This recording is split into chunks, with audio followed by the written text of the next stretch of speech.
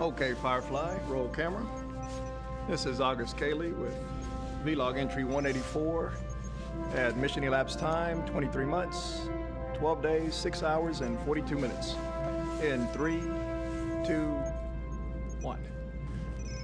Greetings to everyone back on Earth, Mars, and Lunar Base Aldrin. We're just 30 days out from our primary objective, Saturn's icy moon, Enceladus.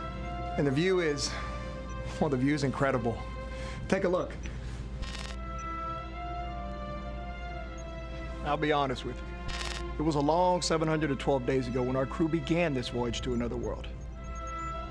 We first took space elevator Asimov up past the moon to our ship, Saturn I.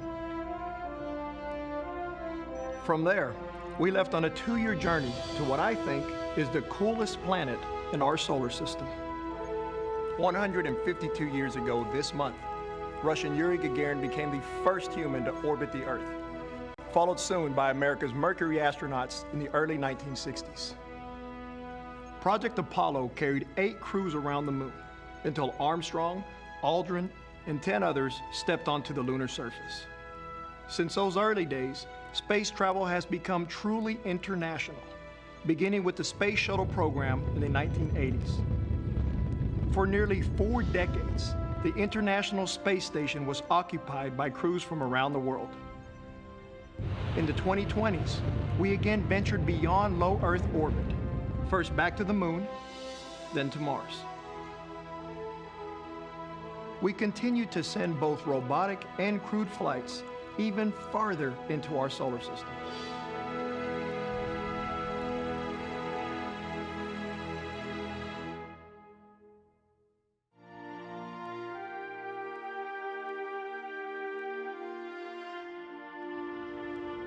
As we wait for the downlink from Enceladus, let's take a look at the gravity assist slingshot that boosted Saturn I's speed on its Jupiter flyby. By the time you see this, the crew of the Saturn I lander CERN will be making their final descent to the surface of Enceladus. This is it. What will we find when the crew lands?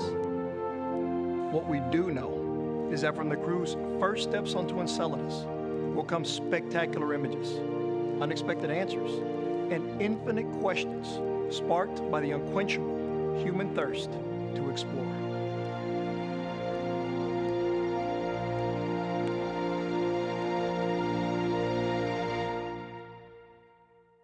Ladies and gentlemen, please welcome the chairman of the RNASA Foundation, Mr. Adolfo Gonzalez. Good evening, ladies and gentlemen. On behalf of Rotary International, the Space Center Rotary Club, and the Rotary National Award for Space Achievement Foundation, it is my great pleasure to welcome you to our 31st annual Space Awards Gala. At this moment, I'd like to take a special thanks to our friends at the Space Foundation for that exciting trailer that you just saw by our very own Space City Films.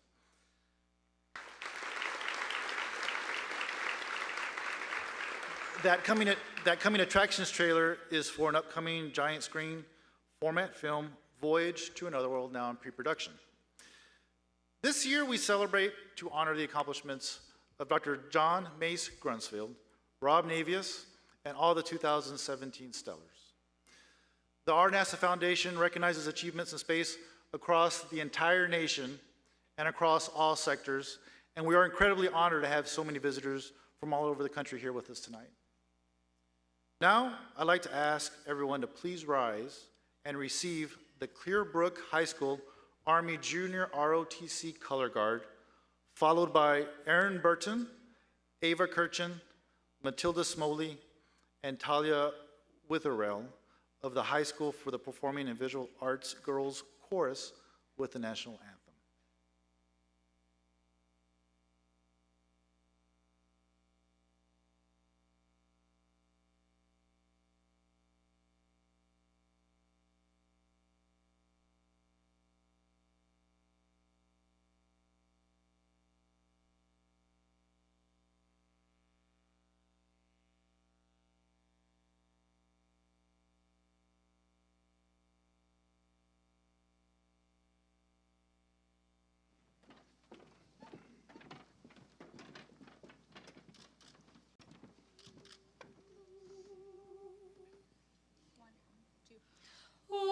say, can you see by the dawn's early light what so proudly we hailed at the twilight's last gleaming, whose broad stripes and bright stars through the perilous fight o'er the ramparts we watched were so gallantly streaming, and the rocket's red glare, the bombs bursting in air, gave proof through the night that our flag was still there. Oh, say does that star-spangled banner yet wave o'er the land of the free and the home of the brave?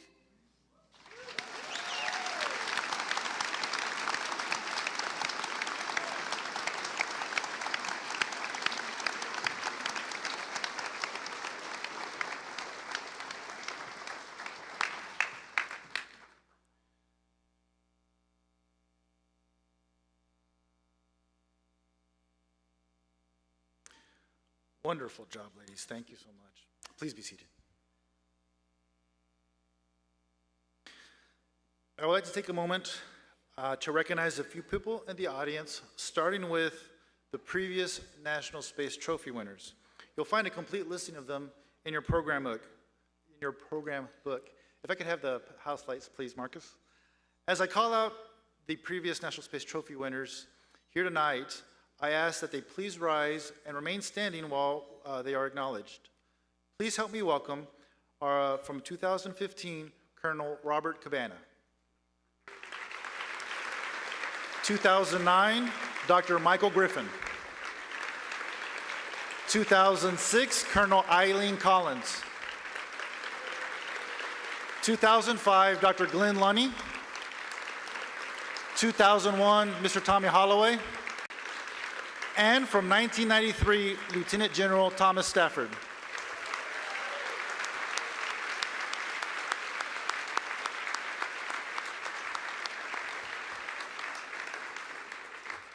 Now, I would like to acknowledge all the Board of Advisors. These are the leaders in the space industry from across the country that vote annually on the National Space Trophy winner. A complete listing of them can also be seen in your program book, and you might notice them wearing a red ribbon tonight. Previous National Space Trophy winners joined this illustrious group of people, and we're very grateful to have them with us here tonight. So now I'd like to ask for all of our advisory members to kindly stand and be recognized.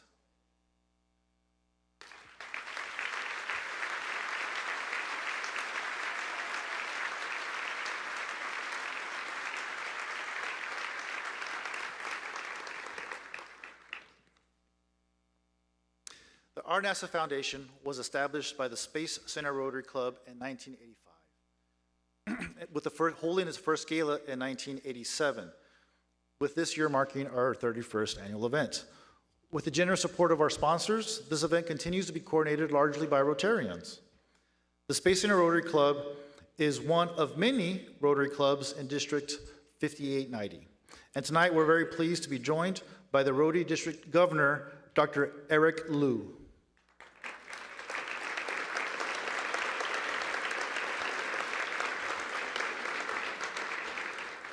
Our goal here really is that everyone here feels like a distinguished guest, and the Foundation wholeheartedly welcomes you and sincerely hopes you enjoy this very special evening. Now, Reverend Medela Williams, Senior Pastor of the Taylor Lake Christian Church, will give the invocation.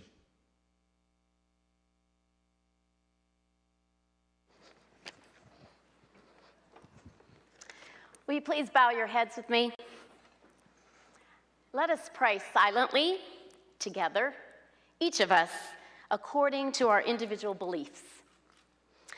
creator of the universe, almighty and awesome God, Adonai, Allah, architect of being. In this circle of friends, we are blessed by your presence, grateful for all of your gifts to us as we gather here this evening. Let us give gratitude for our opportunity to serve Rotary so we might be a gift to the world serving humanity. Let us be a source of hope for those in need.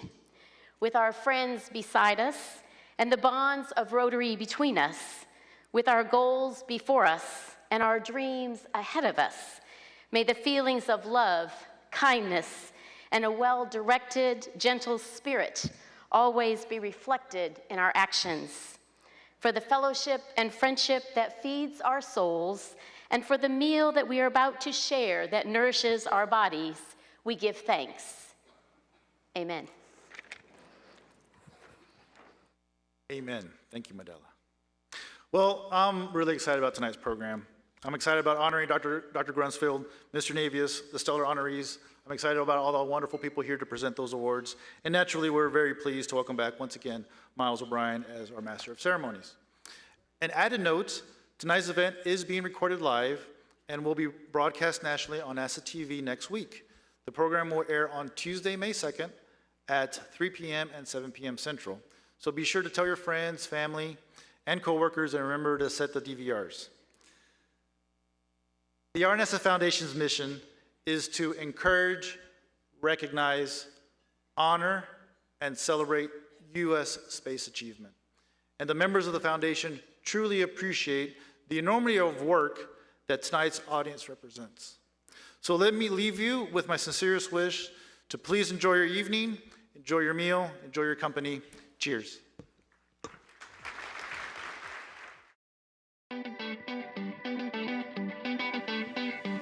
With the invention of the telescope in the 17th century, humans were finally able to see a magnified view of the infinite space above our planet.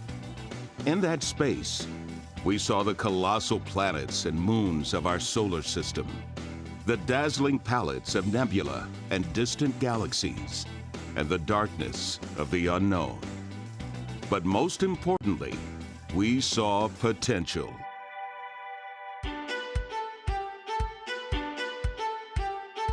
As our first and only true home away from home, the International Space Station has become the essential hub for multidisciplinary scientific research in space. To further our understanding of the effects of long-duration spaceflight on the human body, astronaut Scott Kelly and cosmonaut Mikhail Kornienko spent a continuous year aboard the station. The duo returned in March with data that will allow NASA to learn more about the effects of microgravity and radiation on the human body. The ISS is continuously occupied by an alternating international team of pilots, commanders, and specialists, whose work on station this year included the sequencing of more than 1 billion base pairs of DNA, advanced fire suppression experimentation, and several hardware upgrades.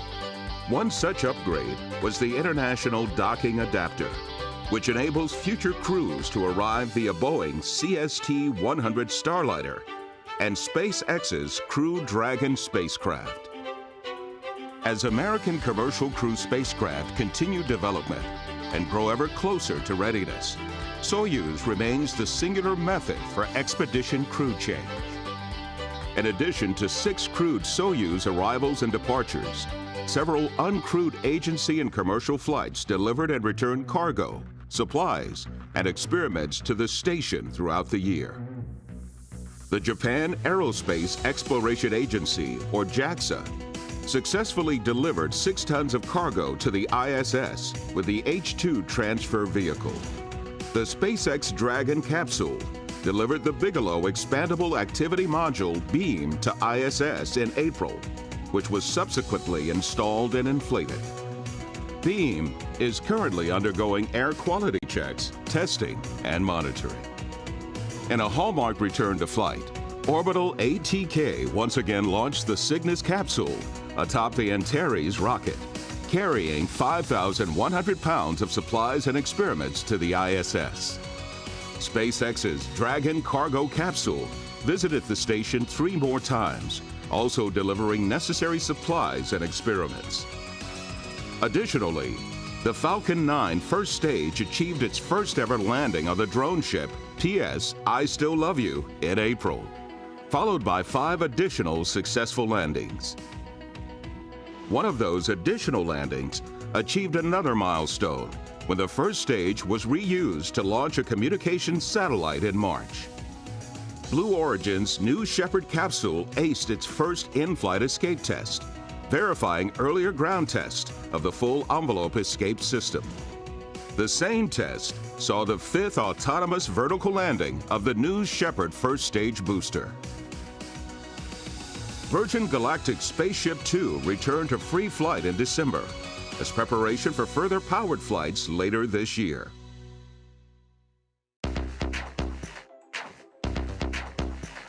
The Orion program continued development on the next generation human exploration spacecraft, surpassing multiple splashdown, parachute, and Pacific Ocean recovery tests.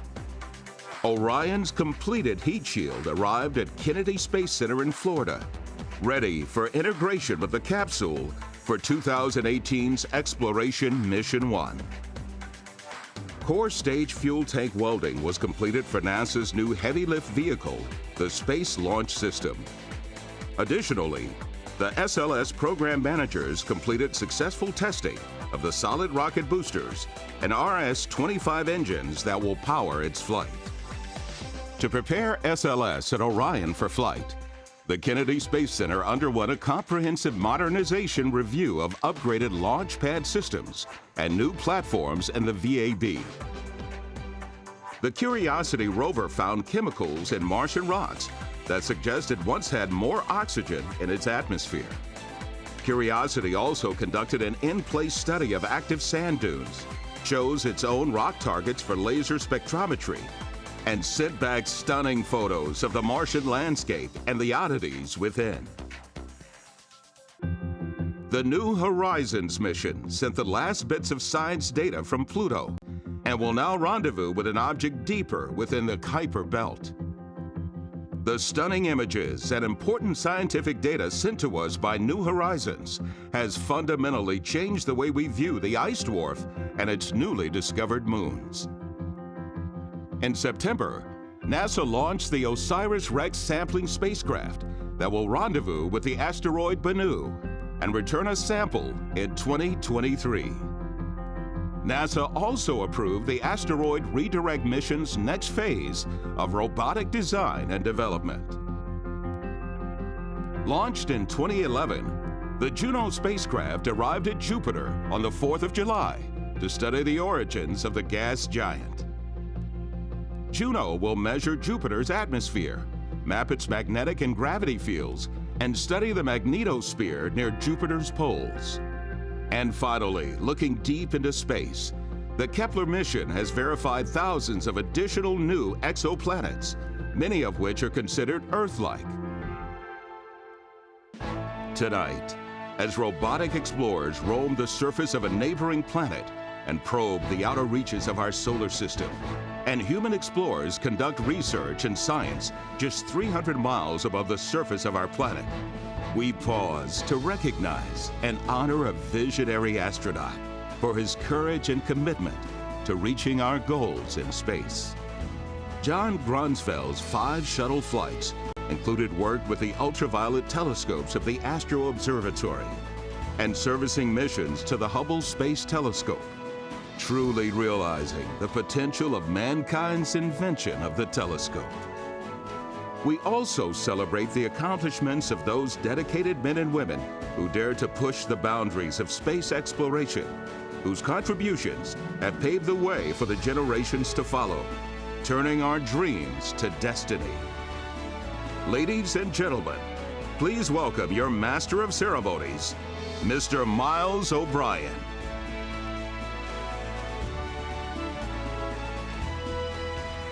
Hello, Houston. It is good to be back again and again and again. You aren't sick of me yet, huh? One of us needs to get a new agent, because here I am on my 9th and record-setting MC for this event. I guess you could call me, thank you. I'm the Peggy Whitson of MCs here. I've been doing this event since we began at the Waffle House in Webster, as you may recall. It's been so long, it's one arm ago for me. Too soon? Is it still too soon for that? Actually, when I started doing this, Bill Shepard was still learning how to kill a man with his bare hands 16 different ways. Leland Melvin was nursing a tender hamstring while he was trying out for the Cowboys. Scott Parazynski was shopping for a surgeon seeking a height reduction so he could squeeze into a Soyuz seat. Wendy Lawrence was trying to smuggle in a doctored tape measure so she could fit in. She needed an extra ½ inch. In those days, woodpeckers seemed to love the space shuttle as much as all of us in the room. Steve Hawley had to show up at the 195-foot level with a bag over his head for fear that his epic launch scrub hex would continue. Up in space, the space station Mir was tumbling, burning, leaking, and brimming with junk, as well as CO2. And I was grilling poor Frank Culberson on a daily basis on CNN. He still has scars and a twitch over the whole thing. Norm Thagard was up there. He was on an involuntary hunger strike while he waited for his spicy shrimp cocktail, which, as you may recall, was impounded by the Russian customs. You know, it was said at the time that a shuttle would only be cleared to launch when the stack of paper equaled or surpassed the height of the stack itself, documenting the million steps in the shuttle flow. In fact, I know this for a fact, the only stack bigger sat on Rob Navius's console in Mission Control in the White Vicar. Some things don't change. In those days, John Grunsfeld was in Russia thinking about flying to the station. When he came home to Houston, he packed empty cans and bottles in his suitcases so he could recycle them. That's not a joke, that's true. Anyway, Grunsfeld eventually said niet to Russian, or maybe it was the other way around, and the rest is history. He came back to become the world-famous Hubble repairman. So, what next, Columbus? How do you write a new chapter after that one? John has been tirelessly driving his Prius around the country, well below the speed limit, so the engine never kicks in, trying to answer that question. It's a long way from the Corvette days of the right stuff, right? He thought about that day when he was at the White House, and President Obama told the crowd not to confuse him with the Maytag repairman. Now, John misunderstood that. He thought that was an order from the commander-in-chief. He tried it for a while, but the problem was he got fired because he insisted on repairing the appliances in a swimming pool, underwater. Didn't go well. So he moved on to being an auto mechanic. He tried his hands at that, but he kept working on engines that worked really well, full blast, for 8.5 minutes. And then they'd shut off. People apparently did not like the MECO feature, which he was trying to patent. So he remembered how much he enjoyed the view on his work site in orbit. He took a job washing windows at Trump Tower in Midtown Manhattan. I don't know if you've heard, but it's huge. After the election, unfortunately, he was forced to tender his resignation, having been at the Obama White House and all. Sad, very sad. So he had another idea, get a little closer to his astrophysics roots. He went to a hobby shop and tried his hand at selling celestron telescopes.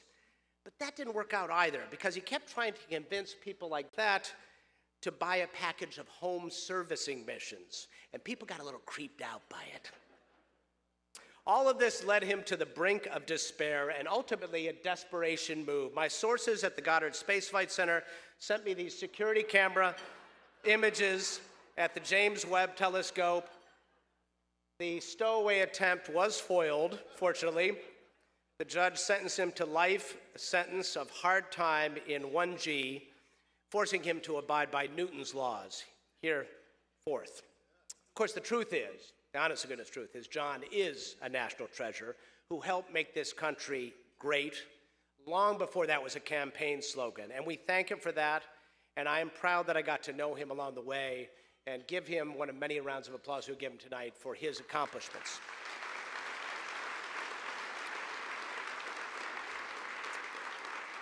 Now, tonight we honor John, as well as many individuals who have made outstanding contributions to our space program.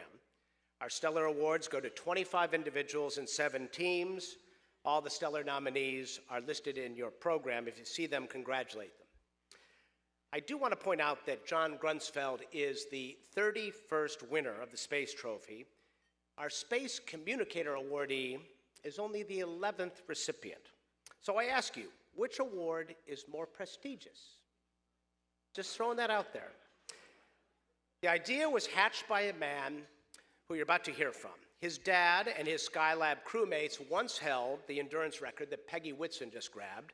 For them, it was 84 days.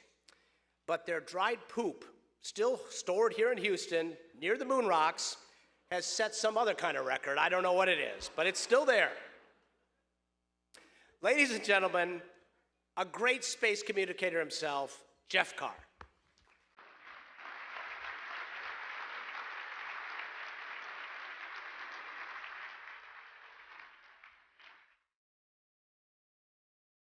So thanks, Miles, I think. I can't tell you how pleased I am that Chris Hadfield couldn't be here tonight. I like Chris, but otherwise I would not have had the honor of introducing the Space Communicator winner this evening. Where's Floyd? Floyd, back in 1996 and 97, when we were first contemplating this award in memory of Stephen Govain, the person that we're honoring tonight crossed my mind several times as we were working through the qualifications and the qualities of candidates for this high level of recognition. And I really truly hope that many of you who have been veteran attendees at this event have appreciated the quality of winners that we have brought to this program over the past 20 years, including household names like Miles O'Brien, like Neil deGrasse Tyson, Bill Nye the Science Guy. We've also recognized leaders and innovators from NASA and industry like Elliot Pullum and Veronica McGregor, media standouts like Mark Carreau and Bill Harwood, and of course our astronaut poet himself, Chris Hadfield, who won this award 2 years ago and nominated our winner this evening. Tonight's honoree, Rob Navius, fits this award to a T. Throughout his career as a journalist and as a professional spokesperson, Rob has found himself in front row seats to some of the most dramatic, impactful stories of our times. And from his beginning as a cub reporter, he recognized and readily accepted the responsibility to connect others with these key moments in time accurately, honestly, and with integrity. And over the years, Rob has developed a rich talent for telling a story in very compelling but concise terms. And I think that's really Rob's calling card, his trademark. When I had the opportunity to hire Rob back in, was it 93? Yeah. We were looking for ways to improve the storytelling quality of commentary and other ways to better connect with the public. Things like broadcast innovations with NASA television, educational programs. And we really, really needed to shake things up. We really needed to set the bar higher. And Rob was the guy. Rob was the guy we needed. And he was interested, and we took the opportunity to bring him on board. I have to say, though, that it was not a popular pick with everyone. I still stand accused by some today, probably in this room, of hiring Rob as a ringer for the chili cook-off trivia team. And that's true, Rob, I'm sorry. But obviously that wasn't the only reason. There are a number of us who've had the privilege and the honor of serving as commentators, mission commentators in mission control over the years. But very few of us have truly earned that iconic status of the voice of mission control. There were those distinctive and memorable voices from the past like Shorty Powers, Jack King, John McLeish, Jack Riley, Doug Ward, and others that followed throughout the shuttle program, including myself, who all contributed uniquely to this process of storytelling and sharing human spaceflight with the public. But if you ever listen to Rob call a launch or a landing, it's not just the voice you'll remember. You will remember the voice, I promise you that. But you'll also remember the mission. You'll also remember the crew. And you might remember most of the things that occurred on the way uphill or on the way back. Because Rob was a storyteller. And he shared this program in terms that people could embrace. His passion, his precision, and his gift for sharing the human spaceflight experience are absolutely second to none. His impact on public awareness and understanding of human spaceflight are immeasurable. Let's take a look.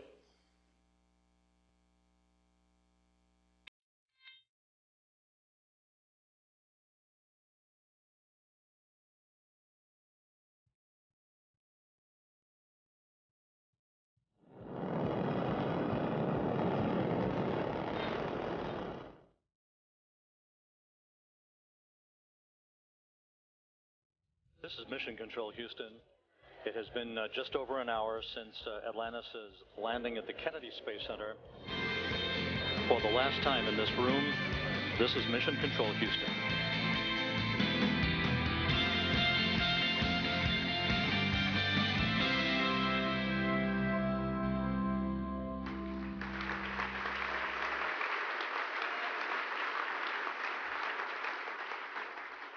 And with the first pick in the next round of the Space Communicator Award, RNASA selects Rob Navius.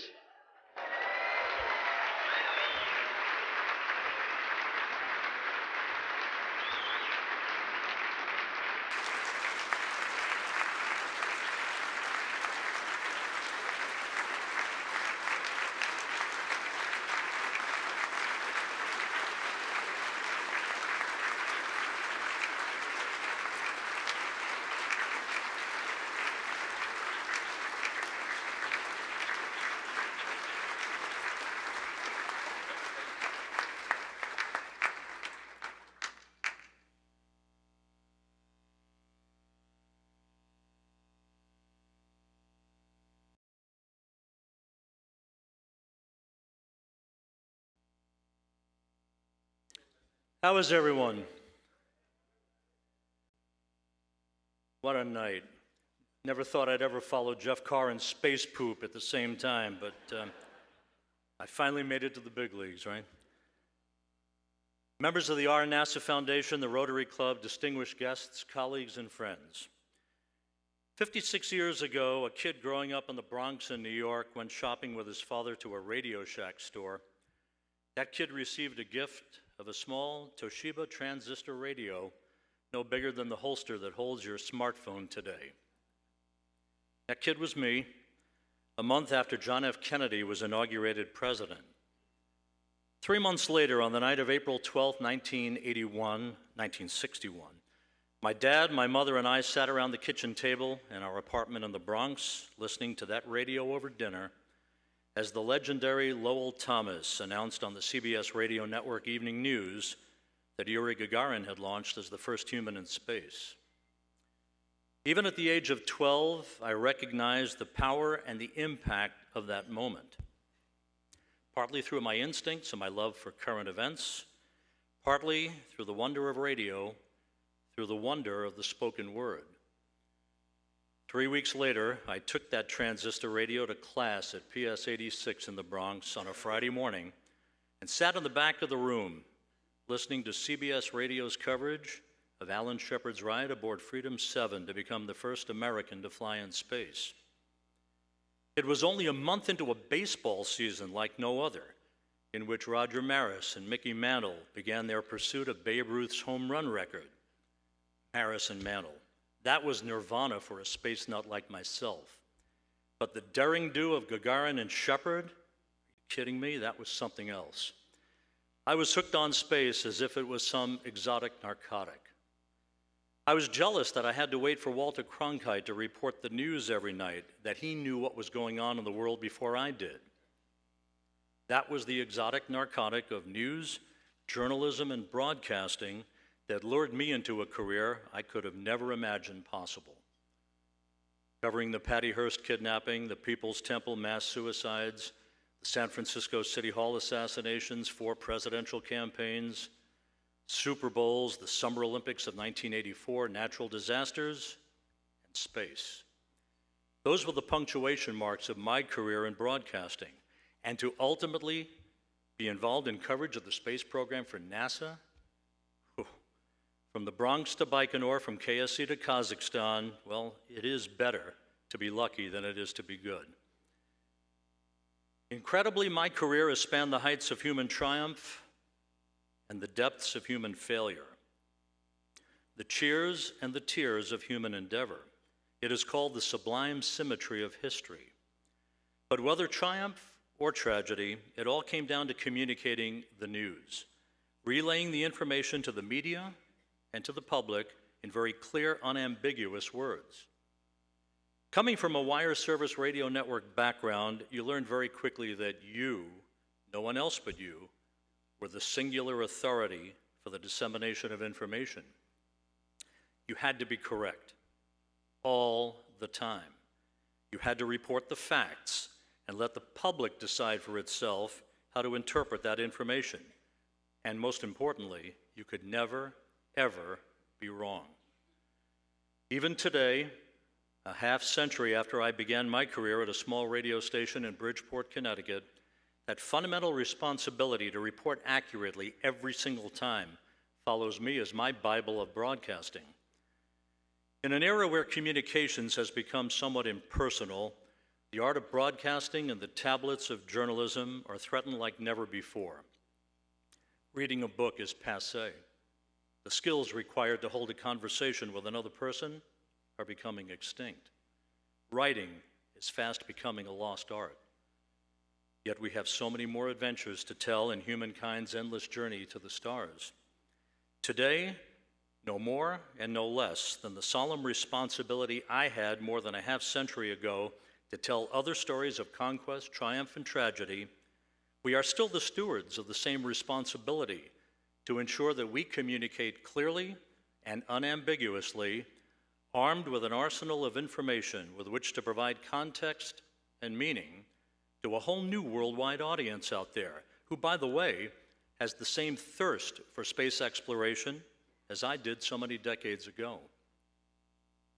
When Atlantis landed at the Kennedy Space Center almost 6 years ago, closing out the iconic Space Shuttle program, I was privileged to have had the honor to report to the world that the Space Shuttle had fired the imagination of a generation.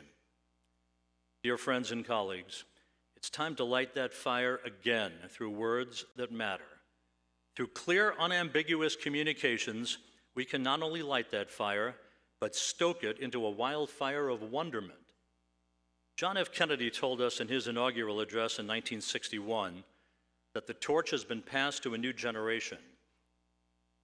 Well, it's time to use that torch to reignite that fire for yet another new generation as we punch through the veil of low Earth orbit.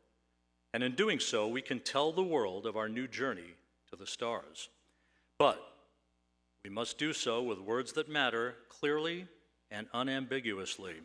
That's the touchstone of my career, the touchstone of so many journalists who preceded me, and who laid the groundwork for our ability to use the First Amendment to inform and educate the world. For all the miles I have traveled in the pursuit of reporting, there are many, many more miles to go. Never forget, dear friends, that the power of the spoken word that moved me so much on the night of April 12, 1961, remains the lifeblood, the epicenter of communications, which is so very, very crucial in all of our lives. It moved me, and it can move all of us in the days and the decades to come to venture forth and explore new worlds that we once only read about in the history books. Now we can write new history books and once again pass the torch. Thank you again for this incredible honor. I will cherish it forever. Thank you.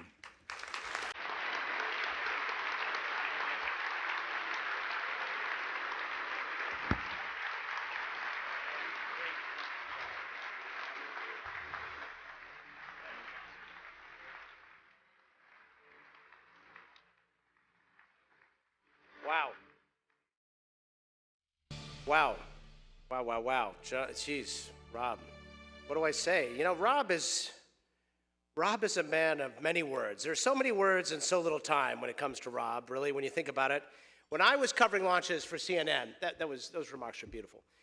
When I was covering launches for CNN, the producers insisted that I weigh in and say something whenever the PAO on console would take a pause or a break. The problem with Navius, of course, that never happened. So I just eventually just gave up and just started. I was just a viewer like all of you. But seriously, this man is poetic. I pulled one little piece. This is from STS 121. I can't do the full Rob Navius. We'll probably bring him back up here for this. Discovery now flying on the singular power of its 3 liquid fuel main engines, draining half a ton of fuel per second from its fuel tank. All 3 engines are humming along with the 3 power-producing fuel cells. Discovery straight as an arrow, speeding to a date with the International Space Station on Thursday. That is friggin' poetry, Rob Navius. That is friggin' poetry. It just comes out. It just there. It's there. He's got more. He can do it all night long. He once described the external fuel tank as butterscotch colored. So not only could I not get a word in edgewise, I was hungry.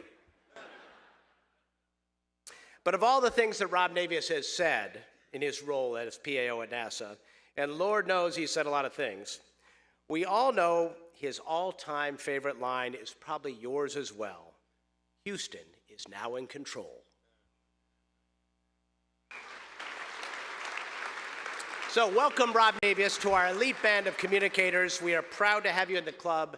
Secret handshake lessons over a single malt later. Thank you and congratulations to you. Let's move on to the Stellar Awards, shall we? The Stellar Awards recognize people behind the scenes of the space program who are making outstanding contributions to its success and who are vital to the future of the nation's space effort. This year there were 114 individuals, 34 teams, for a total of 148 nominations and 23 different organizations from across industry, NASA, and the Department of Defense. We'd like to thank our stellar ranking team of Dr. Glenn Lunny, Arnie Aldrich, Colonel Eileen Collins, Captain Mike Coates for the laborious and difficult task of ranking candidates. As Arnie explained to me, it always happens right around tax time. It's really a pain in the butt. But only a few can be winners tonight, but they really should all be congratulated. They have ribbons or something on them? I don't, whatever it is, give them a hug or something. Do that. Ladies and gentlemen, I'm honored to invite 2 of our nation's astronauts to the podium to present the Stellar Awards. We are joined by a crew surgeon, flight engineer, mission specialist, spacewalker, veteran of the Expedition 44 and 45 with 141 days of space. He is the only man to play bagpipes in space. We are told after the performance, his crewmates voted either he or the instrument had to go out the airlock. He is joined by a spacewalker and a veteran of Expedition 48-49, 115 days in space, and 30 huge minutes in the Oval Office. Please welcome Shel Lindgren and Kate Rubins to the stage.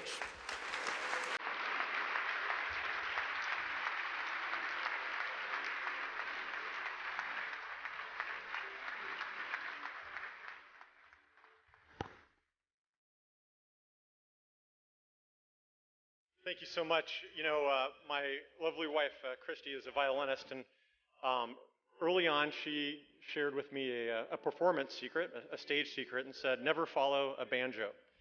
And so we are following Rob Navius and Miles O'Brien, so I think we've just been banjoed. We sure have. Wow, this is really fancy. It's kind of like the Academy Awards of the space industry. And you look very nice, Kate. Well, thank you. And I think I'm supposed to ask, who are you wearing tonight? Oh, you know, this old thing. I actually prefer to wear ILC Dover, say an EMU. Yes, nice. If I'm being completely honest.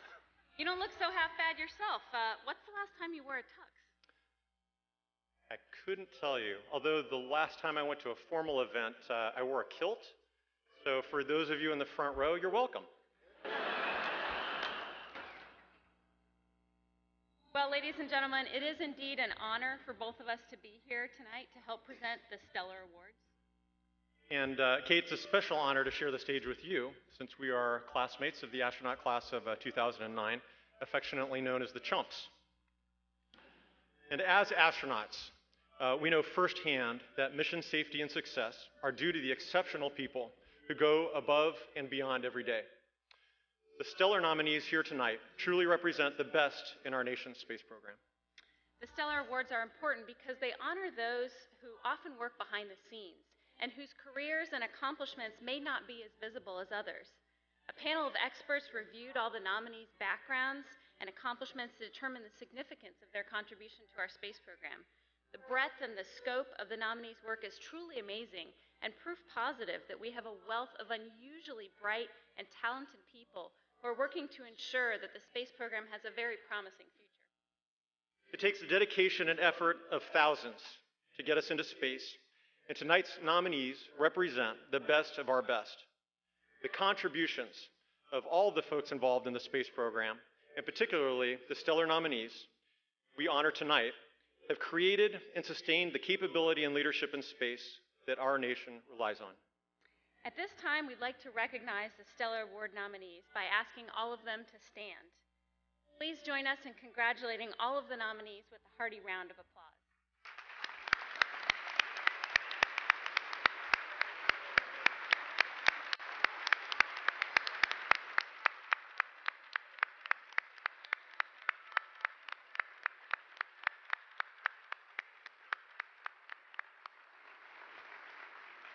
Now, in case you haven't noticed, all the Stellar Award nominees are wearing blue ribbons this evening so they can be recognized. So we're going to present the awards in 4 categories, and we'll ask all the winners in each category to come to the stage together to receive their awards, and names are going to be called in no particular order. Now, we are presenting awards in early career, mid-career, late career, and team categories. And within each of these groups, nominations were solicited from across the space industry for nominees involved in government and corporate programs, as well as those involved in human and unmanned spaceflight activities.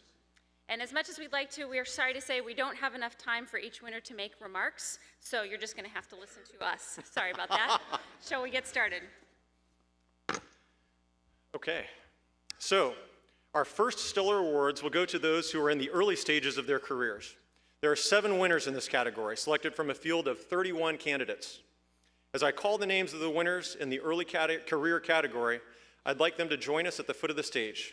And please hold your applause until all of the winners have been announced. So the winner in the early career category is La La Land. All right. Oh, sorry, wrong envelope. Sorry about that. I'm so embarrassed.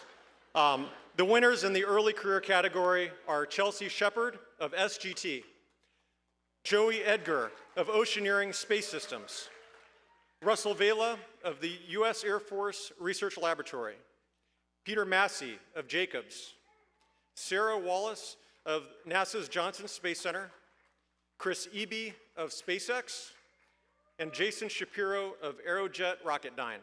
Please come and join us at the base of the stairs.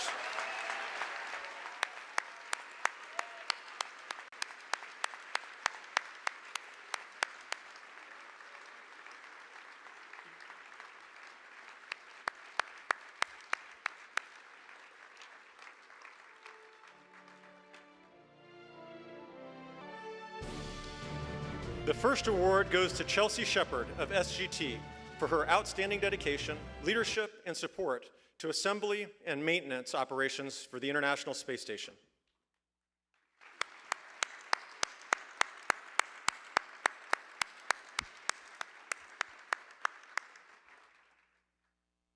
Joey Edgar of Oceaneering Space Systems is recognized for outstanding technical knowledge, unwavering attention to detail, and exemplary work ethic in contributing to the development of extravehicular activity spaceflight hardware.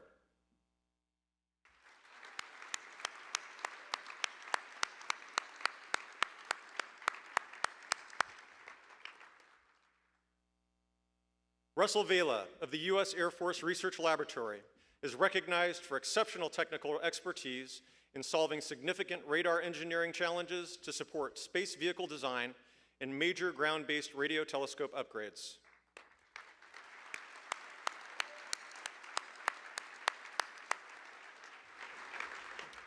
Peter Massey of Jacobs is recognized for exceptional contributions which enable our continuous presence in low Earth orbit aboard the International Space Station and are shaping our capability to extend human exploration to Mars and beyond.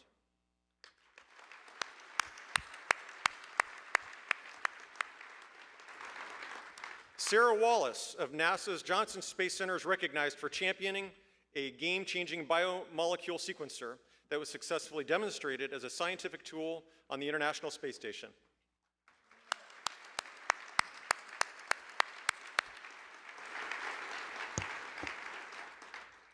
Chris Eby of SpaceX is recognized for outstanding technical contributions and leadership, overseeing the commercial crew spacesuit qualification milestone.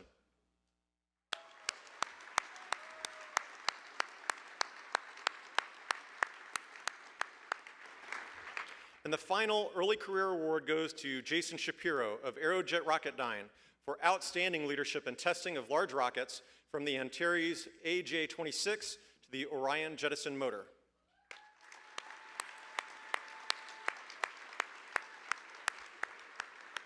Ladies and gentlemen, please join us in congratulating all of the stellar winners in the early career category.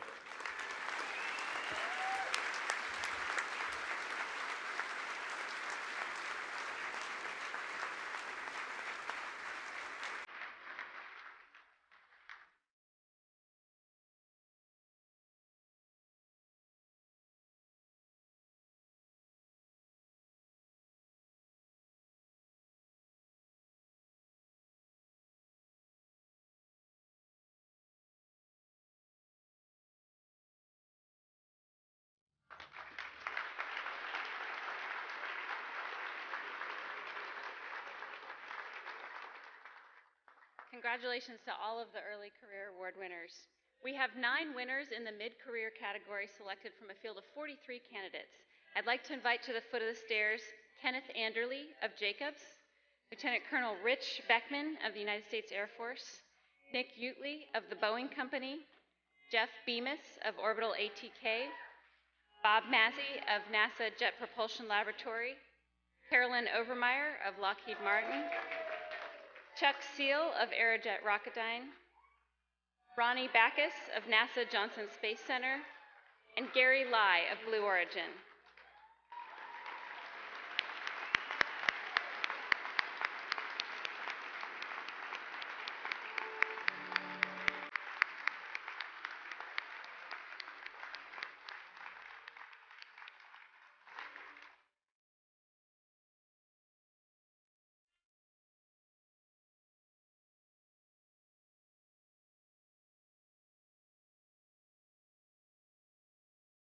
Kenneth Anderle of Jacobs is recognized for exemplary service to JSC and the James Webb Space Telescope in promoting the advancement of space exploration.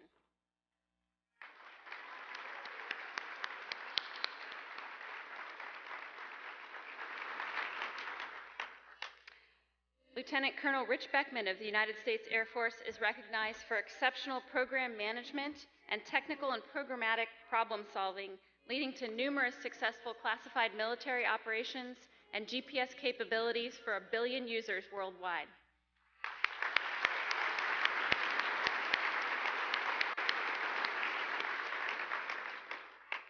Nick Utley of the Boeing Company is recognized for sustained superior performance in electrical wiring design and wiring installation for human spaceflight applications.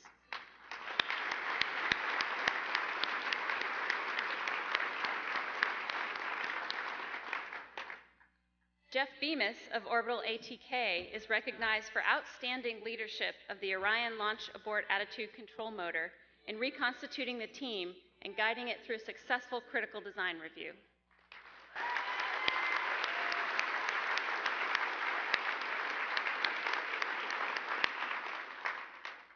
Bob Massey of NASA Jet Propulsion Laboratories is recognized for outstanding management of exceptionally successful projects exploring the solar system.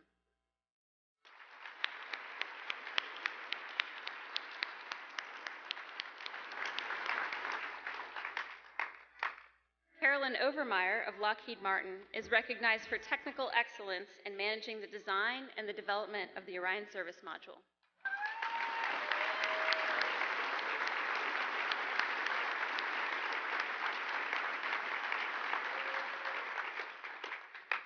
Chuck Seal of Aerojet Rocketdyne is recognized for invaluable contributions towards the 100% mission success of the Delta IV vehicle and RS-68 rocket engine through leadership, mentorship, technical excellence, and innovation.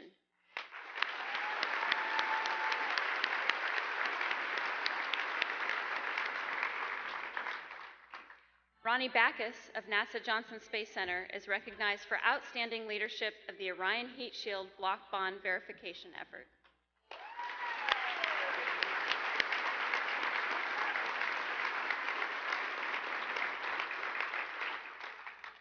And finally, Gary Lai of Blue Origin for outstanding leadership of the New Shepard technical team, which performed 5 launches and landings of the same booster in 1 year.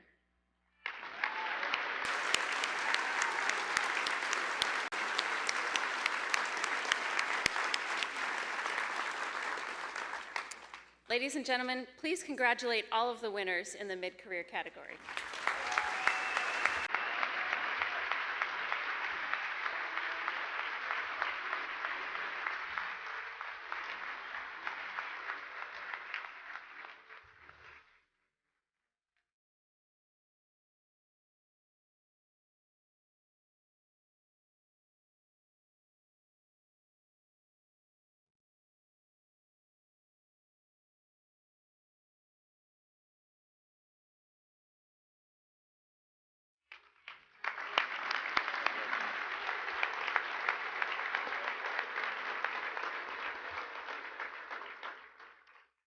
The final individual awards this evening go to those in the late career category.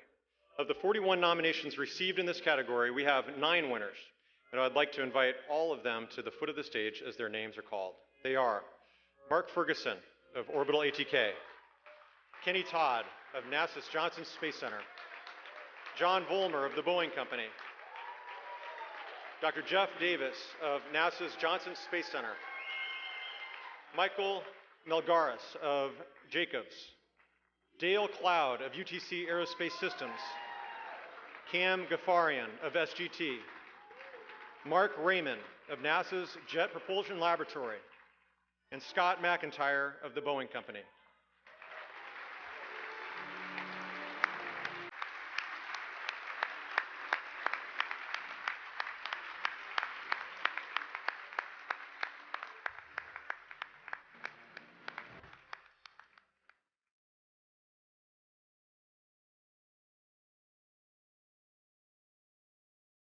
Mark Ferguson of Orbital ATK is recognized for exceptional technical and program management of the pressurized cargo module of Cygnus.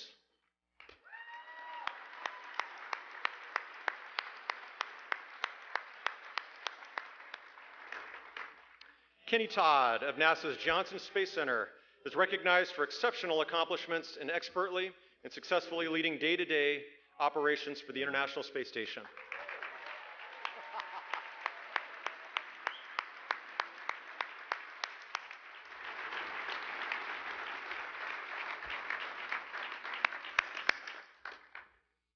John Vollmer of the Boeing Company is recognized for outstanding dedication and leadership on the International Space Station, supporting NASA's mission to explore space and expand scientific research.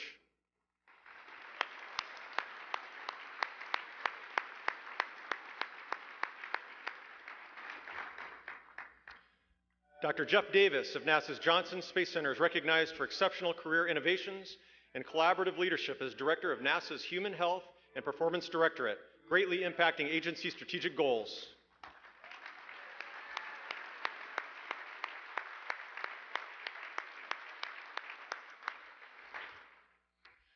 Michael Milgaris of Jacobs is recognized for exceptional technical and team leadership during an accomplished career from Apollo to multipurpose crew vehicle Orion.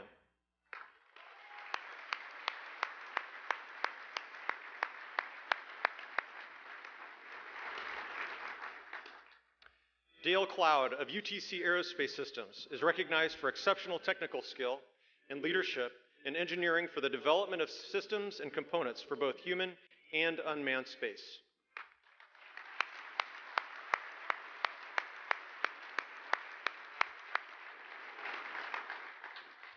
Cam Ghaffarian of Stinger Ghaffarian Technologies Incorporated is recognized for being a visionary serial entrepreneur dedicated to creating companies that operate with the highest level of integrity, promote employee well-being, and deliver the best technical solutions to their customers.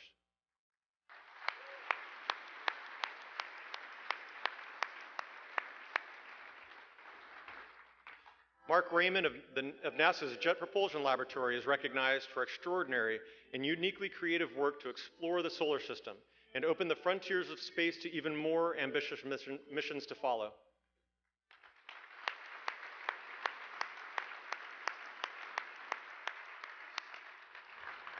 The final late career award goes to Scott McIntyre of the Boeing Company for exceptional leadership, sustained excellent performance, and dedication to the advancement of human spaceflight programs.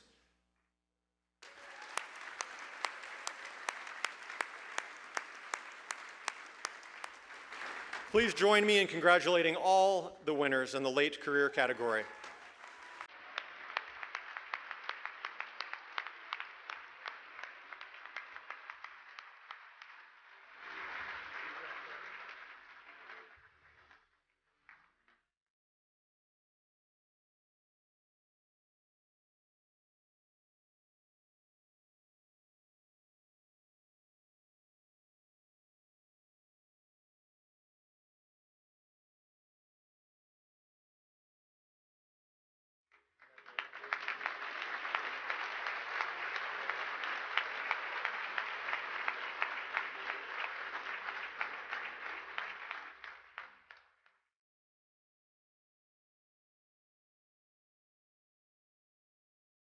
The final Stellar Award category is the Team Awards.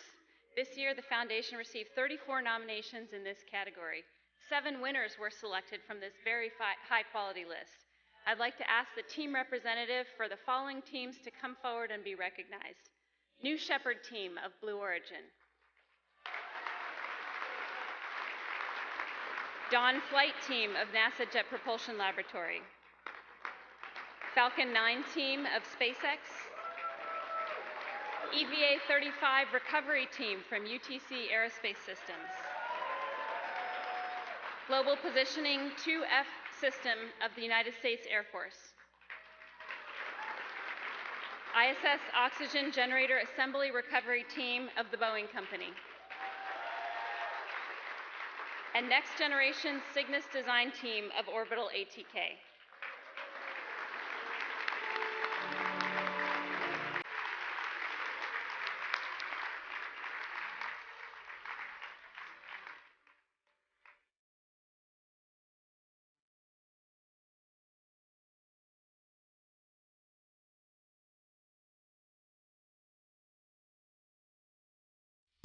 The New Shepard Team of Blue Origin is recognized for the outstanding accomplishments in performing the first landing of a vertical launch rocket in history, and then 4 subsequent launches and landings in 2016. Accepting for the team is Rob Meyerson.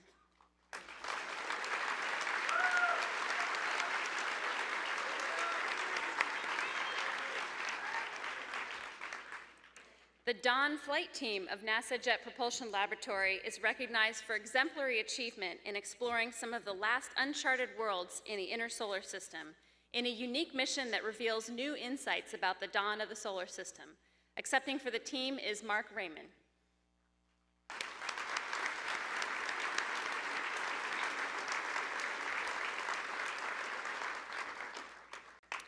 The Falcon 9 team of SpaceX is recognized for an exceptional history of innovative and high-quality spacecraft launch and vehicle designs for NASA, industry, and other government organizations. Accepting for the team is John Edwards.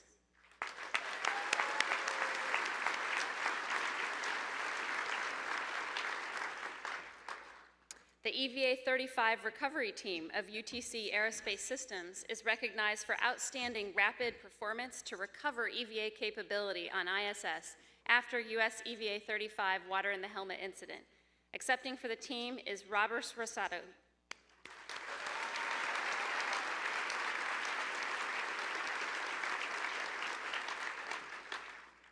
The Global Positioning System 2F team of the United States Air Force is recognized for successful acquisition, development, and delivery of 12 GPS space satellites to orbit, ensuring gold standard positioning, navigation, and timing capabilities to over 2.7 million military personnel, one of a billion civilian users, and 57 allied nations worldwide. Accepting for the team is Lieutenant Colonel Brian Vesey.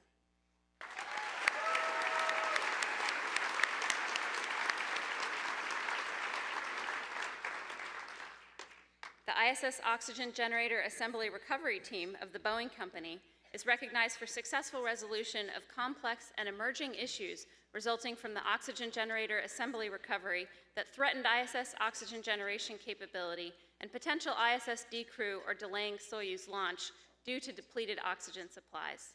Accepting for the team is Steve Van Kuren.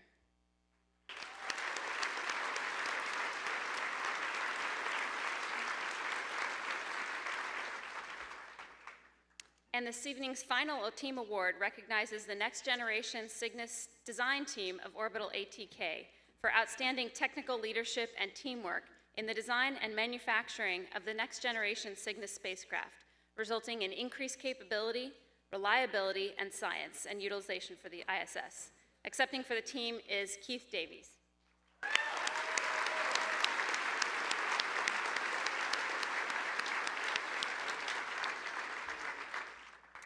Please join us as we congratulate all of the winners in the team category.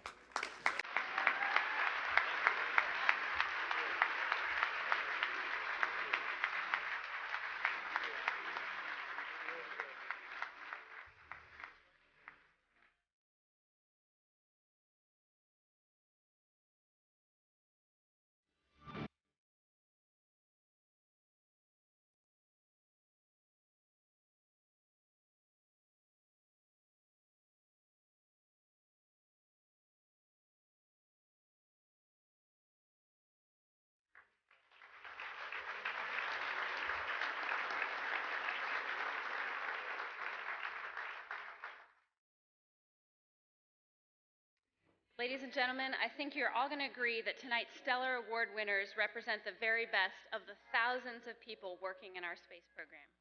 We can truly be proud of all the Stellar Award nominees, for they are all winners and give us hope for the future. Thank you.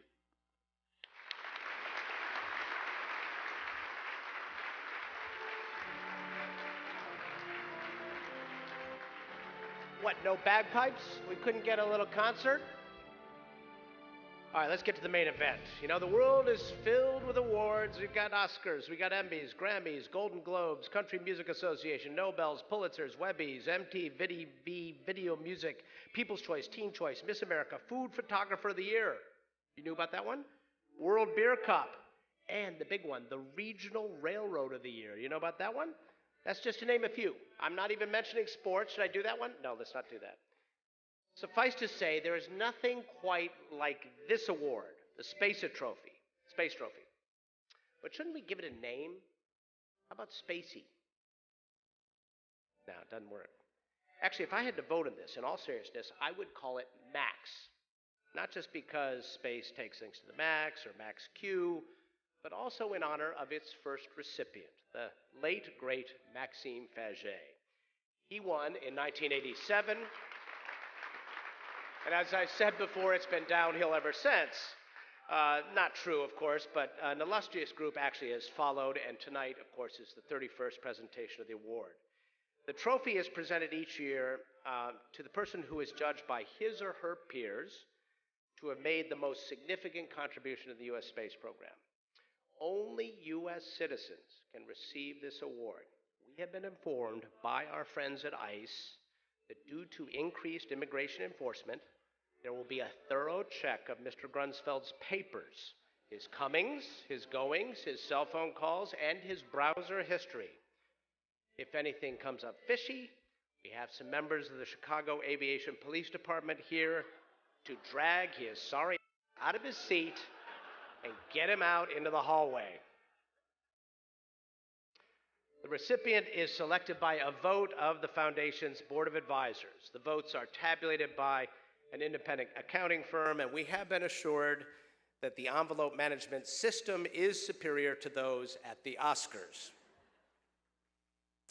Now, just before I came on stage, our producer, Mark Havikan, told me we have a special little something to share with everyone. Let's roll the video. Greetings to everyone at the RNASA Gala. Hey, John. Congratulations on receiving the National Space Trophy. What a great honor. Your dedication to scientific achievement through your career has resulted in amazing discoveries that everyone at NASA can be proud of. As an astrophysicist, an astronaut, and a senior leader, you helped unlock the mysteries of space and champion the best that science and engineering working together can achieve. John, you and your Hubble crewmates flew higher than anyone since Apollo, so you know how great the view is from up here. We see all those tall mountains you love to climb. We would wave if we were passing over Houston, but instead, we'll just say goodnight and have fun. All right, give it up for Peggy. All right, ladies and gentlemen, we're honored to have among us an engineer, a physicist, a private pilot, and a former NASA administrator with 7 advanced degrees, which is equal to the set of underwear I own, labeled by the days of the week, by the way. He once told a reporter who asked him a stupid question, "I can explain it to you, but I cannot understand it for you." And that was not me. It was not me, I swear. Ladies and gentlemen, give it up for the great Mike Griffin.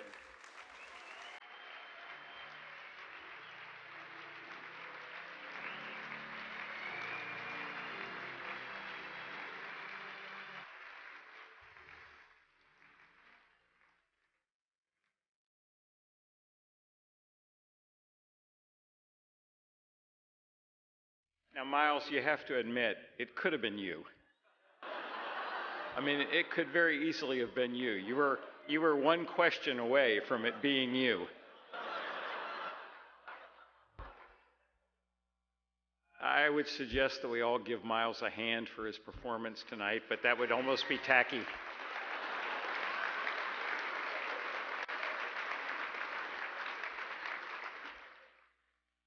More seriously, I want to thank RNASA and especially John Grunsfeld for asking me to introduce him here tonight and for having me here. I've had a long and very, very lucky career in the space business, but Houston has always been the most special place for me, being the home of the people who enable space exploration, human space exploration to take place. I think that if I took everything out of my career except my experiences working with people from the Houston space community, I would still have a very, very, very fortunate career. So thank you all.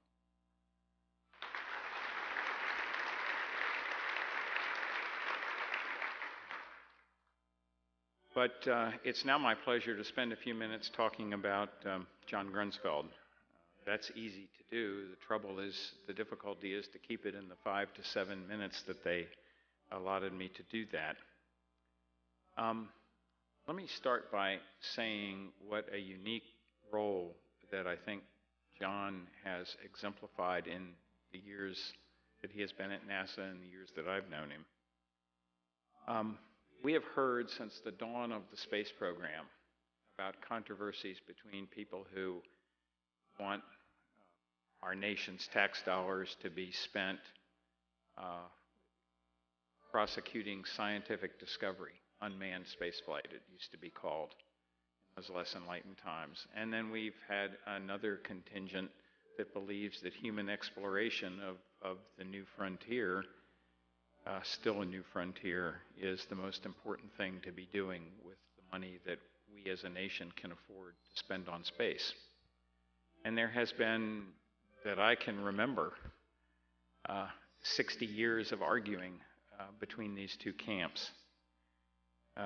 John Grunsfeld is a person who marries those two camps, and he does it elegantly, and he does it professionally, and he does it with expertise which is beyond superlative. A truly veteran astronaut of 5 space flights and a true believer in the value and importance of human space exploration. John is also a person who has been a chief scientist at NASA, the head of NASA's science program in a separate incarnation as Associate Administrator for Space Science, or the Science Mission Directorate at NASA. And he's been the deputy at the Space Telescope Science Institute. 3 of his space flights have involved repairing the Hubble Space Telescope, something which holds a particular affinity for me because back when I used to do useful work, I once worked on the Hubble Space Telescope. And it is today one of my own most honored accomplishments to have been part of producing the Hubble. John was part of making the Hubble better, not once but 3 times. Many years ago, in testimony supporting the building of the superconducting supercollider, which regrettably did not occur, Leon Letterman testified on its behalf to the Congress of the United States, and Dr. Letterman, when asked if the superconducting supercollider had any relationship or would do anything for the defense of the United States, Dr. Letterman responded, "No, it's one of the things that make it worth defending." I think those of us here would recognize the core truth of that statement, and certainly if in John's career he had done nothing but succor the Hubble Space Telescope in its many hours of need, he would still be worthy of tonight's recognition, but he has done so much more. I think it is safe to say you would not have a future Mars program today without John's efforts as head of the Science Mission Directorate. The other thing that I must say tonight is that John has done all of this with a surpassing modesty and degree of self-effacement. He's one of the most capable people that I know in arenas ranging from music to mountain climbing to flying airplanes to, oh, never mind, being an astronomer and an astronaut and a manager of a major piece of NASA. But you would never hear about any of these accomplishments from him. You have to hear about them from other people.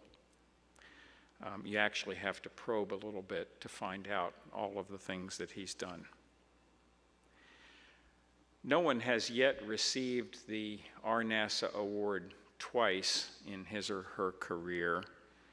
So I'm going to conclude by suggesting that I suspect the first person to do so will be John after his tenure as NASA administrator, which lies still in his future.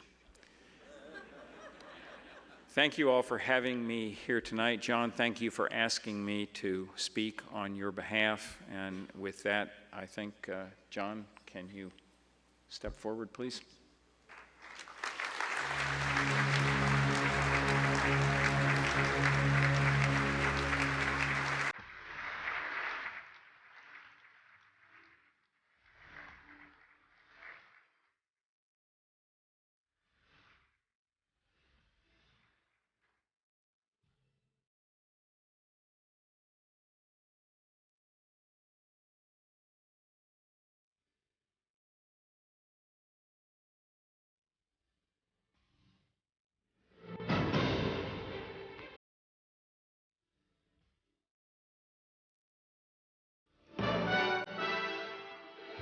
UHF is good. Count confirmed. We're safe on Mars.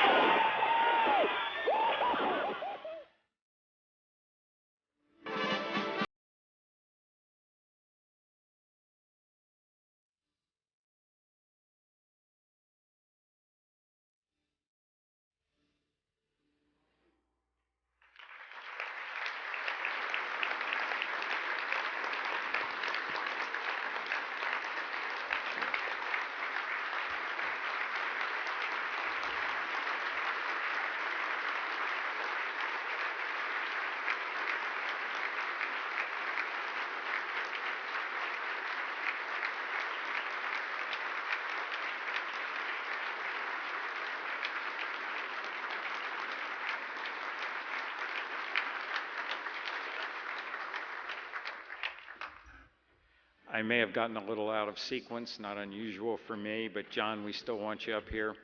Ladies and gentlemen, John Grunsfeld.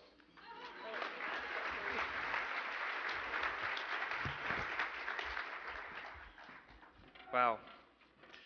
Thank you very much, Michael. Thank you, RNASA Foundation, the staff, the board of directors, and the many generous sponsors, and congratulations to all the other award winners tonight. This really is a stellar evening. Michael, thank you very much for the kind introduction. You have been a friend, a colleague, an inspiration, and hopefully you doomed my career as future NASA administrator.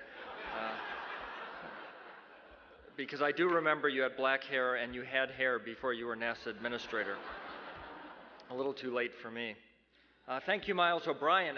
And one of the things that we didn't want to know about Miles O'Brien is that he has underwear identified by the day.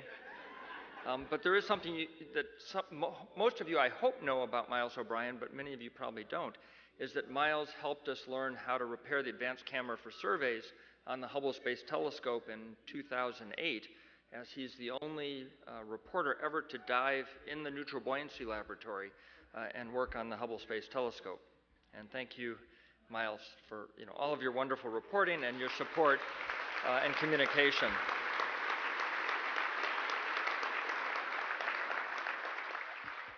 I also want to thank Rob Navius, and I'm going to go off script, which is always dangerous, but Rob and I have a special bond, not just because he was the voice of NASA for my missions, and the good news is I was on board, I didn't have to listen.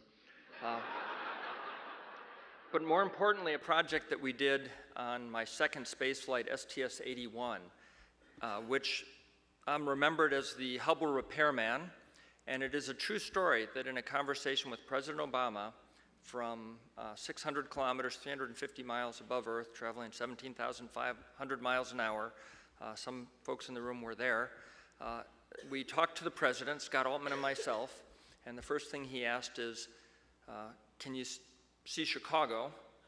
And we said yes. And he said, would you please check on my lawn? Which Scott Altman said, okay, we'll do that. And then he turned to me and he said, are we talking to John Grunsfeld? And I said, yes. And he said, oh, you're the Hubble repairman. And suddenly I felt like we'd risen a few kilometers up in the Earth's orbit. And after his classic pregnant pause, the president said, not to be confused with the Maytag repairman. But fortunately, that did give me another attempt at a further career. But Rob Navius and I actually sparred a little bit before the flight on STS-81. This was a flight to the Mir space station, the 5th flight. And we were taking Jerry Linenger up and returning John Blaha. And I had this sort of crazy idea, it was crazy at the time, to call Car Talk from space. Well, NASA at the time was very reticent to be involved in anything having to do with humor. It's risky.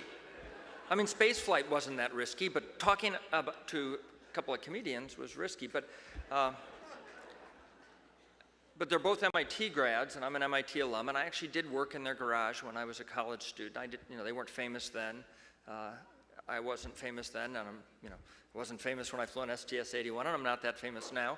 But I did work in their garage, and I had invited them to the launch, and their producer called and said, sorry, they don't like to travel. And I just thought that was very odd. But we got into a nice conversation. And anyway, Rob was a partner with us on that journey to STS-81. And we did call Car Talk from space. And that's probably what I'm best known for, is calling Car Talk from the space shuttle. But the important part of this long story is that afterwards we did our crew brief. And to senior staff, George Abbey was the center director at the time. And Rob was there at the table, and Mike Baker, and Brent Jett, and Marsh Ivins, and myself, and Jeff Weishoff. We had view graphs back then, and I was the view graph flipper. And it was a quick brief, and afterwards, Mr. Abbey said, does anybody have anything else? And of course, nobody had anything else. It was a good flight. And he pulled out a little tape recorder and pushed play, a cassette recorder. And I actually know, because I had one, an old Bell and Howell from circa 1975 or so, 74. And he played the whole Car Talk interview. And he turned to Rob Navius and he said, "Good job." But that's not the interesting part of the story. As we're walking out, and how many of you know George Abbey? Yeah, I thought so. As we're walking out, one by one, he's shaking hands with us. He leans into me and he says, "Next time, let's do car talk." I was elated. For those of you who know George Abbey, I said, "There's going to be a next time." So thank you, Rob Navius, and congratulations.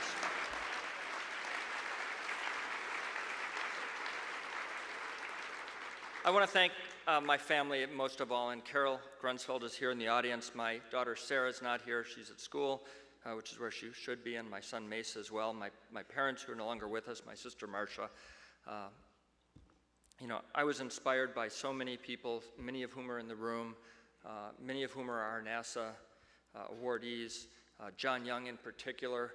When I was in grade school, I carried a little Gemini lunchbox to school. I had about that time declared to my mother that I wanted to be an astronaut, and she thought that was great. It meant I would study science and math, and there was absolutely no chance I would ever become an astronaut. And so it was that inspiration value, and I certainly showed her. I was kind of a picky eater as a kid, and she said, "Well, when you're in space, what will you eat?" And I said, "Captain Crunch." For 5 space shuttle flights before launch, I ate Captain Crunch every time for breakfast.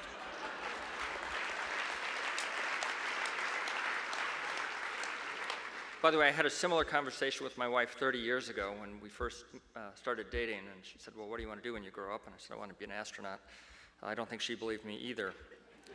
It's been living hell ever since. I want to thank my friends and colleagues, and in particular Matt Mountain of the Space Telescope Science Institute, a dear friend and a great scholar, a great leader, and he couldn't be here tonight, but thank you very much. Earlier we had some stellar awards and we had some team awards, and there's absolutely no doubt that I'm touched by this award, but it is a team award. And the team is the incredible NASA team, the flight control team, the engineering team, the Hubble Space Telescope team, our contractors, our partners in academia. But there's a special bond that astronauts have with their crewmates. And I would just like the crewmates who are here, I know Mike Good is here, I know Marcia Ivins is here, I know Greg Johnson is here. If you'd just stand up for a moment so I can thank you. And if anybody else that I missed is here, Megan MacArthur is here. Megan, I didn't see you. I need a hug. Thank you very much. I also want to thank the American people. I mean, how incredible is it that we get to do what we do on behalf of the American people, that we get to explore space, that we get to unravel the mysteries of the universe, and we get to share that knowledge not with just the rest of the country, but everyone on planet Earth. I view our space explorations at NASA and our goals at NASA to innovate, explore, discover, and inspire. And we do that to answer some fundamental questions about ourselves, about our universe. Where did we come from? Where did the universe come from? Where did the atoms that we're made out of come from? And we are learning those stories. It is a story. How did the solar system form? How did life form on Earth? Where are we going? What's the trajectory of planet Earth in the future? Not just the distant future, but the near future. Pretty important question. What's the fate of the universe? And where are we as the human species going? Are we just going to stay here on Earth, or are we going to reach out? Are we going to explore? The answer is yes, we are. And the question that's fascinating me most of late is the question of, are we alone? Is there life beyond Earth, in our solar system, in the universe? And I'll take a quick poll because it's fun, and I'm not going to ask how many of you think we're alone in the universe, but a compound question: how many of you think we're not alone in the universe and that we will find out in the next 20 years? All of space is a human endeavor. Our robotic explorers, Curiosity on Mars. Curiosity has a Twitter account. Curiosity is a she. A lot of us follow her. The Dawn spacecraft, the Hubble Space Telescope, I mean, you name it. All of those observatories don't discover anything. Pluto New Horizons didn't discover anything. People here on Earth discover things using these robotic tools. It's a human achievement. We are very good at creating these innovative missions that explore, discover. We're not so good at celebrating these achievements. And I want to again thank RNASA for working so hard to recognize, honor, and celebrate these achievements in space. Not just those few things I've done, but the many things that we all do and the other awardees.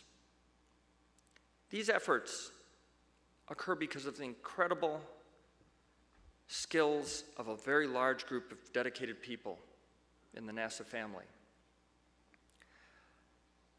I've come to conclude that NASA is really a cult. The call to explore space draws people in.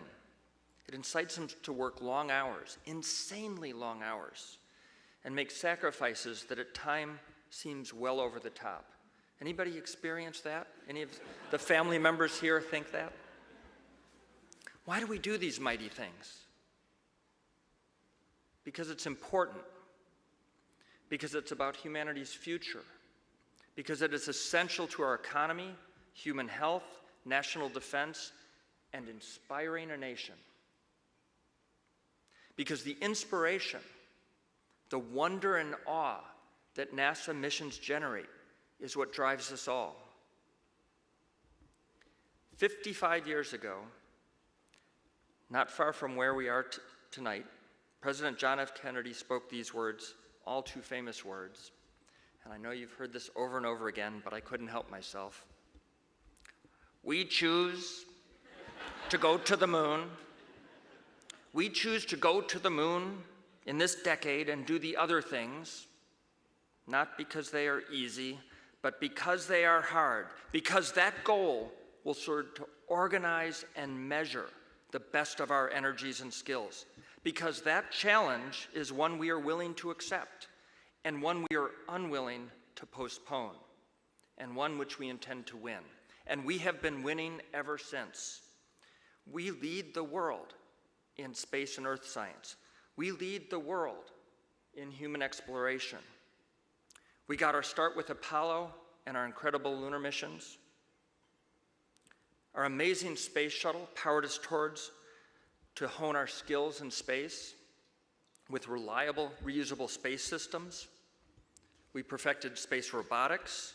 We refined spacewalking to a fine art, and I think with Hubble to incredible state where we were removing tiny screws and pulling circuit boards in space. With our space and earth science program, we have unraveled the mysteries of the universe, understanding our sun in greater detail, Mercury, Venus, much about the Earth, some of which is very disturbing, our moon, Mars, on out into the solar system with Juno at Jupiter now, Cassini doing some incredible gymnastics at the end of its remarkable mission, and of course, New Horizons and beyond. The Hubble Space Telescope, the most powerful scientific instrument ever created by humans. And we're just getting started. In fact, this week is Hubble's 27th anniversary in space. Happy birthday, Hubble.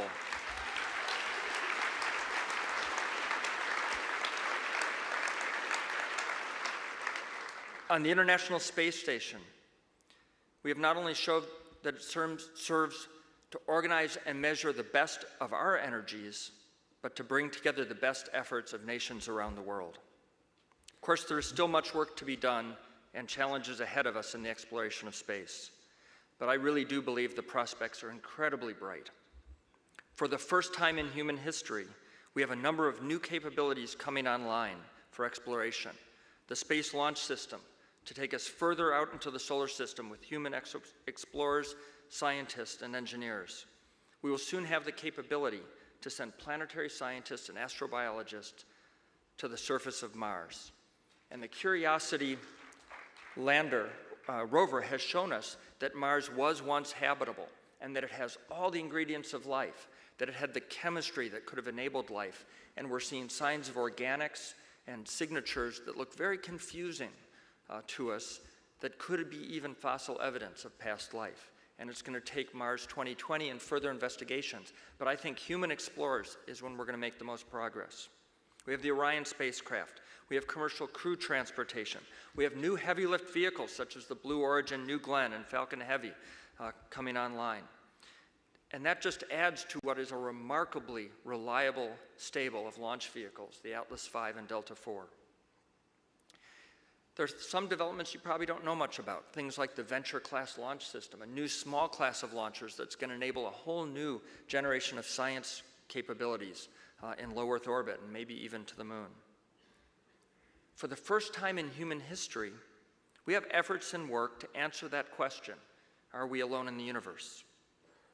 Perhaps the James Webb Space Telescope will get us a little bit further, looking at the atmospheres of planets around nearby stars, launching October 2018. The Mars 2020 rover is going to cache samples for return to Earth that, who knows, could contain inclusions inside of those rocks that will tell us that life did exist on Mars about the same time life started on Earth. The Europa Clipper will sail through plumes of water from an under ice ocean that has been sitting there percolating, a warm, salty ocean with organics and connections to undersea vents for 4.5 billion years. If life isn't that hard to get started, there's probably life there. And we're going to sail through those plumes and see if we can detect those signs of life. A lander on Europa is just in the works, getting started. In 2018, the Transiting Exoplanet Survey satellite is going to launch. That's going to tell us where all our nearest neighbor planets are that are Earth-sized with atmospheres. And we know how to build a new telescope beyond James Webb that really would have the capabilities to analyze the atmospheres of planets, Earth-like planets around nearby stars, and see signs of life if they exist, whether it's an early Earth or a late Earth. And I think we're going to have humans building those telescopes. This bright future is not without challenges. To create that future, we need to dare mighty things, to undertake high-performance challenges. We need to be bold and audacious, not incremental. We need strong and technically capable leadership, and we need to be willing to make big decisions and to take risks. I personally believe our next frontier for human exploration is the exploration of Mars. We have the knowledge, the capability, the resources, the vehicles to embark on this next grand adventure. But perhaps the most important challenge of all that we need to address for space exploration and all other progress in this country is to support and improve our nation's science, technology, engineering, and mathematics education efforts. In the end, this may be the most important challenge of all. I'm optimistic and excited about our future in space and on Earth. Thank you for your attention. Thank you for awarding me the Rotary National Award for Space Achievement. I'm truly honored and humbled. Thank you very much.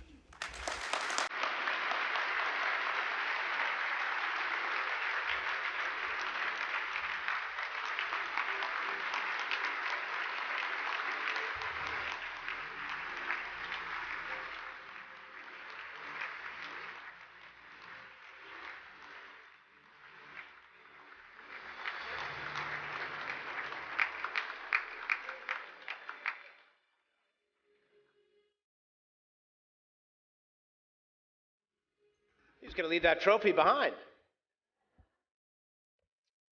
You know, one thing I'd like to add about that trip into the NBL, the Neutral Buoyancy Laboratory. If you'll recall, when I did that, I was working for CNN, and then that mission got delayed by quite some time. By the time the mission flew, I was no longer with CNN. I had been dumped. So, in fact, the entire science and technology unit got dumped because we knew nothing about the Kardashians. So, and I felt a little bit bad about that because all that material that I shot of me doing laps in the pool and all the things you got to do was no longer my property. However, everything shot underwater was public domain NASA footage. So I did put together a little piece. It's on YouTube. You can search it, of me actually doing the PGT with him and in the Hubble. It was pretty awesome. And the reason I bring this up, not just to brag, but that was a good brag actually, but is throughout his career, John has always gone out of his way to do what he can to communicate the wonderment of what you all do in space. And it's hard sometimes to come up with words that work. You know, we try as journalists, as you heard Rob, trying to tell the story. But these are the guys who, I mean, there aren't many beats you cover where you can't go to the location. This is one of them. And he's always done a great job in trying to share it with others. And for that, I commend him. Give him another round of applause for that. So, it has now been 60 years since Omega rolled out its venerable Speedmaster watch. This is like the home shopping channel right now. As many of you know, in 1963, it became the first watch to pass NASA's rigorous testing for flight qualification. And some guy just went to a jewelry place in Houston, bought some watches, and that was the one that passed. Our next speaker flew in space just a couple years later, Gemini 6A. Do you say Gemini or Gemini? It used to be Gemini, now it's Gemini? What do you do, Gemini or Gemini?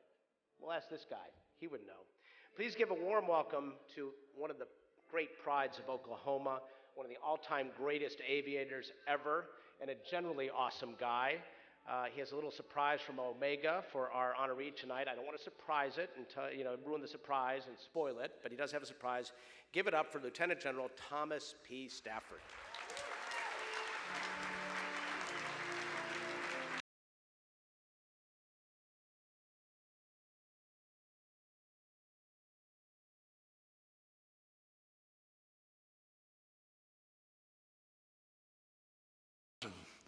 Again, it's the real honor for the Omega Watch Corporation to support RNASA and to present this professional Speedmaster to John Grunsfeld.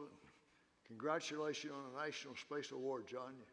Outstanding career as an astronaut, and then later on, Associate Administrator of NASA, and you've done so much to help. I'd like to make a couple of observations. As we looked at the Stella Award winners and all the people here, we have so much talent in this country. Yet, at times, we take dips. And as Mike Griffin found out as NASA Administrator, and I'm sure you have found as the Associate Administrator for Science, that with political ups and downs, it makes it go slower. And we could have been a lot farther. But we've had some major setbacks, and most of it is political, and then also maybe a few ideas by people over in OMB on what we have to do. But and I gave congressional testimony to the House Science, Space, and Tech Committee in February in their opening hearing session, and my main plea was let's have some consistency in this and continual support and not up and down. And this is what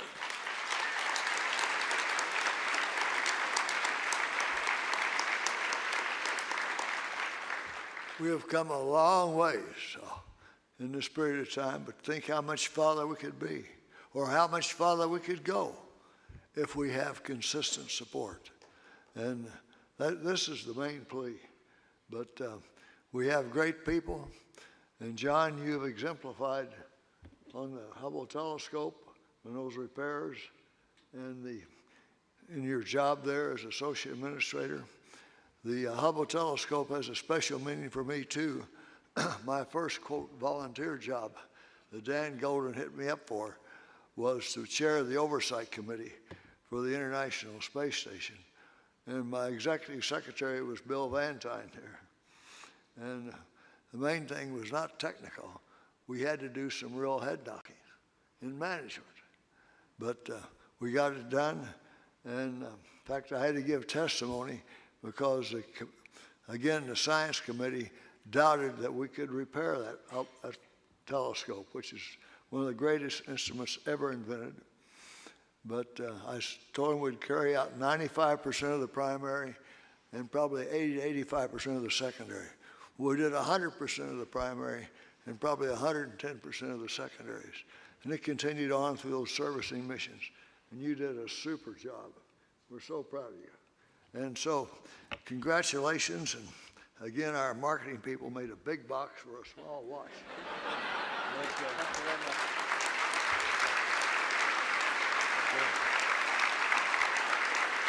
In fact, Miles mentioned that it was 60 years ago this year that the professional Speedmaster was perfected, and now 5 years later, Wally Schirra Award, and then all the way through Gemini, Apollo, Skylab, Apollo Soyuz, and the first series of shuttle flights.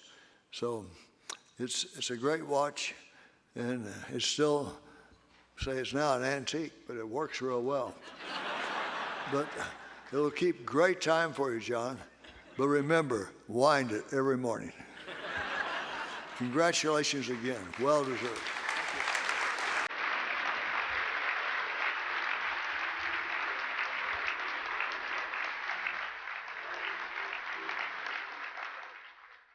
General, thank you very much.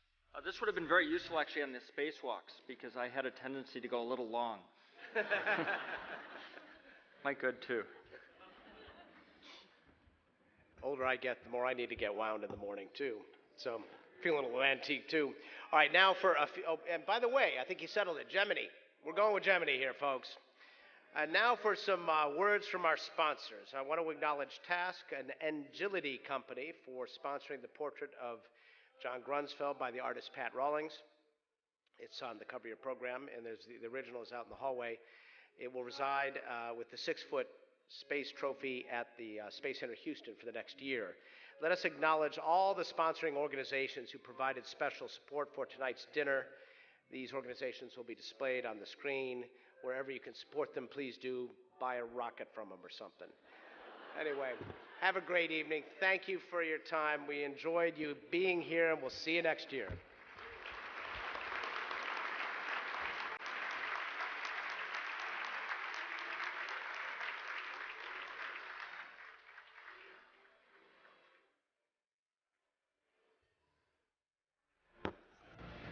Ladies and gentlemen, on behalf of the Rotary National Award for Space Achievement Foundation, I extend our sincerest congratulations to our honorees. All of you deserve our admiration and our gratitude. At this time, I'd like to take the opportunity to thank Miles O'Brien for doing a great job as MC again. Let's hear it for Miles, please.